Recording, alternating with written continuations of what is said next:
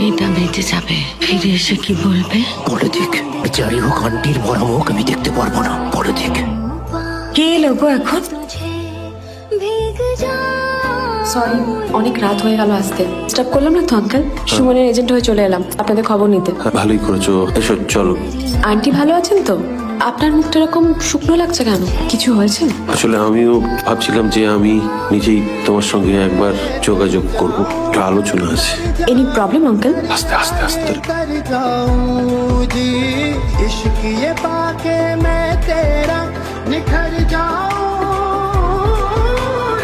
আমায় খুলে দে বাবান। কেন বেঁধেছিস আমায়?